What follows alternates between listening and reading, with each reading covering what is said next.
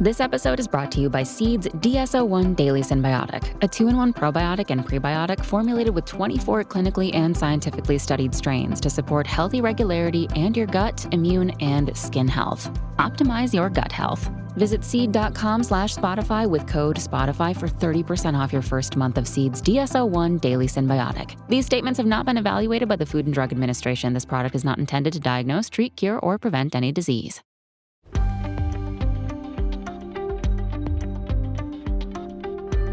A traumatic brain injury, or TBI, can range from a mild concussion to severe damage that leads to death. Though there's limited data, the CDC estimates that up to 5 million people in the U.S. live with a TBI-related disability. While some of the effects are obvious, Dr. Sandeep Vaishnavi says some of the more serious symptoms like mood, behavioral, and cognitive changes can easily be overlooked. In terms of mood issues or emotional issues, we certainly see a lot of depression that can be directly related to the areas of the brain that have been impacted by the brain injury. And what is not well understood by a lot of people is that you can actually get to a point of having major depression, not because of just environmental factors, but because of physical impacts on the brain. Because there are certain circuits and networks that are important for mood regulation, and if those circuits are impacted by the brain injury, then the brain is not able to regulate its mood properly, and then people can develop depression. So that's a common example. Vaishnavi is a cognitive neuroscientist and a faculty network member of the Duke Institute for Brain Sciences at Duke University. He recently co-authored a book called Healing the Traumatized Brain, which dives into the more hidden symptoms of brain injury. Vaishnavi says that damage to the two frontal lobes is what typically causes mood and personality changes. The frontal cortex is involved in many of our executive functions like voluntary movement and expressive language, as well as creativity and emotions. So when there may be damage, especially to the orbitofrontal cortex, which is right over the eyes, you can think of it kind of right over here. If there's damage to that part of the brain, which unfortunately is not uncommon in brain injury, then people's personalities can definitely change. They can become more disinhibited. They can be much coarser in their personality, say things that they normally wouldn't say, kind of lose the filter that they used to have in society. That's not uncommon. While it's possible for people to gain abilities after a brain injury, like being able to speak a new language, Vaishnavi says that's fairly rare. In most cases, the damage causes negative symptoms because the complex and delicately balanced brain structure has been disrupted. And while all humans share the same brain structure, your personal experiences and genetics have shaped your mind into a complex organ completely custom to you, meaning that some people may develop mood swings after a TBI and others may start having hallucinations. Vaishnavi says it's common for people to have a lot of confusion right after a traumatic incident. But what many people don't realize is that these symptoms can also happen months or years later, depending on where the brain was damaged. Oftentimes, we think of the right hemisphere of the brain as being important in terms of reality checking. And so if you have damage to the right hemisphere of the brain, especially the right frontal and temporal areas of the brain, people can develop this lack of reality checking. So things that normally would not make sense to them start making sense. For example, some people with TBI develop a Capgras delusion, where they believe their loved ones have been replaced with imposters.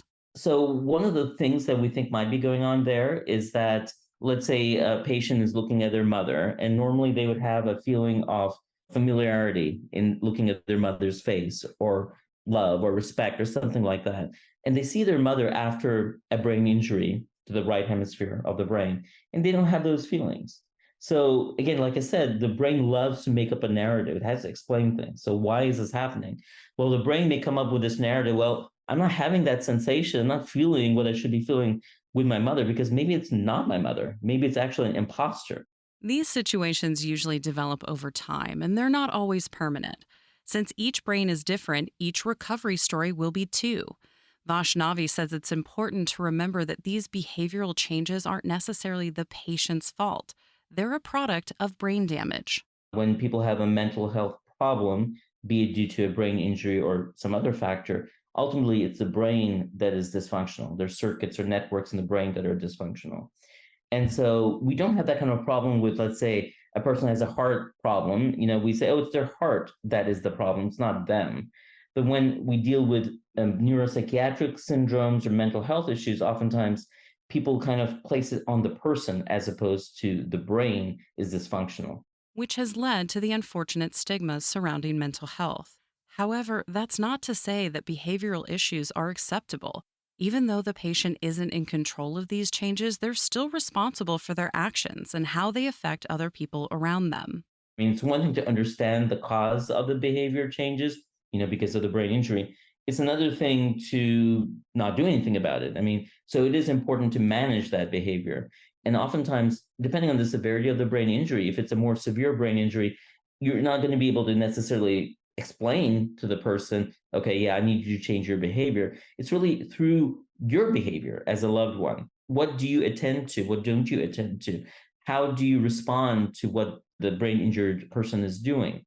In addition to these individual practices, therapies such as cognitive behavioral therapy can be extremely helpful.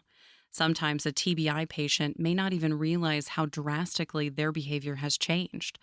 Vaishnavi says another important factor in healing from TBI is something many people don't think about: our nutrition. Scientists are just starting to figure out what kinds of nutrients will support or hurt our brain health. The way I would look at it is really in terms of inflammation. We can have pro-inflammatory diets, you can have anti-inflammatory diets. And we know for brain health in general, having an anti-inflammatory diet like a Mediterranean diet or a nutritarian diet, those kinds of diets are quite good in terms of optimizing our brain health. Which means that after experiencing a brain injury, we should focus on eating nutrients like omega 3 fatty acids and B complex vitamins. These can be found in meat, fish, milk products, nuts, and seeds. On the other hand, the flip side of this is that if you have a really poor diet in terms of having a lot of simple carbohydrates, high fats, what we call the SAD, the standard American diet, or also known as the SAD diet, because it makes you sad, makes you depressed, that's not good. That's not good for the brain. So, because those things actually can lead to more inflammatory sort of cascades in the brain. It's not good for the rest of your body, obviously, as well. But we do know what's good for your heart is good for your brain and vice versa. So if you have a diet that is not a good diet for your heart, it's probably not a good diet for your brain either. This synergy also extends to other practices, such as meditation. Vaishnavi says we have a ton of data that shows how the brain changes with consistent meditation. And they've actually shown that as people meditate, they can have more coherence in their brain, meaning that their brain waves are lined up. They're more in alignment across the brain. What that translates to is basically better brain efficiency. When you're dealing with a brain injury, and even outside of a brain injury, if you're just trying to optimize your brain health, you got to take it in a very consistent way and be persistent about it, as opposed to meditating here once in a while. That's probably not going to do all that much for you. It's like exercise, right? I mean, if you're going to show up and exercise once a year or something, that's probably not going to do anything. So you need that consistency and persistence. Same thing with meditation. Medicine, nutrition, and meditation can help us heal from a traumatic brain injury because our minds have neuroplasticity. Scientists used to think that after a certain age, our brains become a static organ. However, we're starting to learn that's not actually true. It's true that children do have a much more flexible brain than adults. That's why it's easier to learn a new language as a kid than as an adult. So that's true. But we're learning all the time as adults. Every time we're reading or seeing a lecture, whatever it may be, we're learning. And every time we learn, the brain is changing. So that's an example of neuroplasticity. And so we understand now that as the brain changes in a good way or in a bad way, I mean, ultimately, there are differences that people are going to see over time in their brain. I mean, you're never going to have a static brain. There's no brain that is completely the same throughout life. And that's because of experiences, because of the experiences that we undergo. So, everything that happens to us or our loved ones literally changes our brain. Neuroplasticity can be positively utilized through behavioral techniques like stress management and meditation. These strategies help the brain to heal and compensate for the damaged parts without creating negative symptoms. Psychedelics are currently being studied for their ability to increase neuroplasticity, but Vaishnavi is really excited about a new therapy for brain injury. Researchers are on the cusp of developing a brain stimulation technology called transcranial magnetic stimulation, or TMS, to treat patients with TBI. It's already used to treat conditions like OCD and migraines, but Vaishnavi believes it will revolutionize treatment for traumatic brain injury. There are some studies that have been positive with brain injury, like traumatic brain injury in particular, and TMS.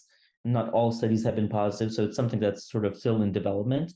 But I think it's very exciting because it's really getting at kind of the core problem that people with brain injury have is that it's not necessarily just one part of the brain that's damaged that's the problem. It's really that part of the brain is the node in a network in the brain, and you're ultimately causing damage to that entire network.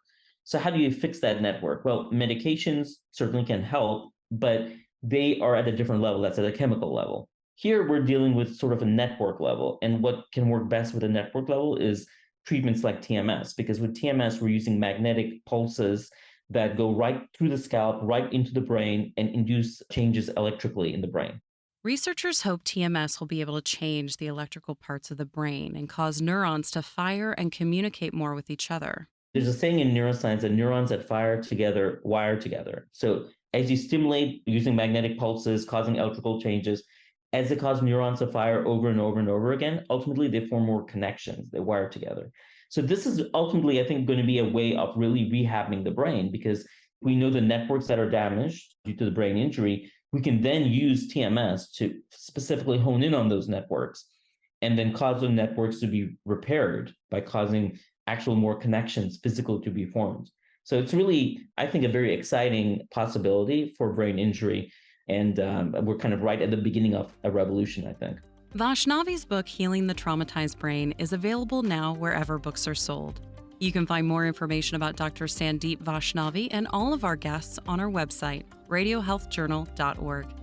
Our writer-producer is Kristen Farah. Our executive producer is Amira Zaveri. I'm Elizabeth Westfield.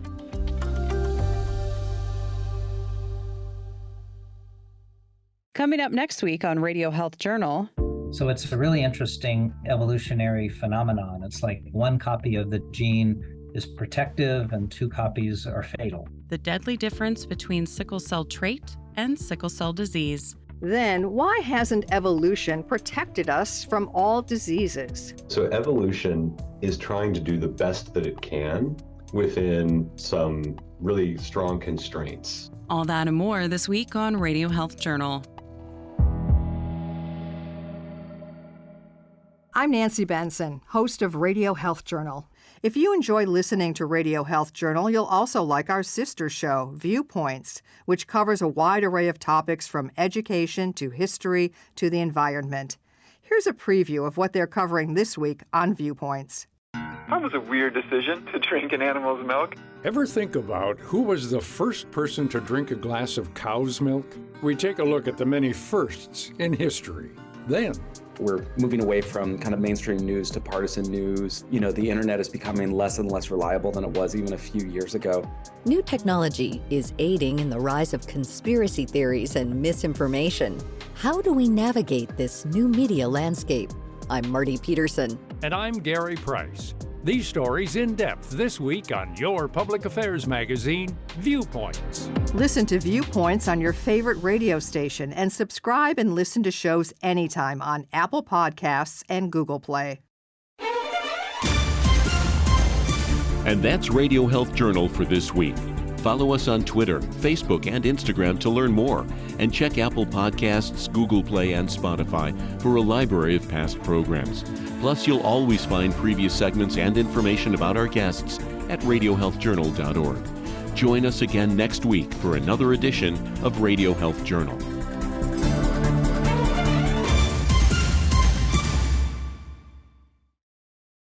Learn how safe pain management can improve overall patient care. Clinicians can earn CEs through free self-paced trainings from CDC to help implement the 2022 Clinical Practice Guideline for prescribing opioids for pain. Get started today at cdc.gov/opioid training.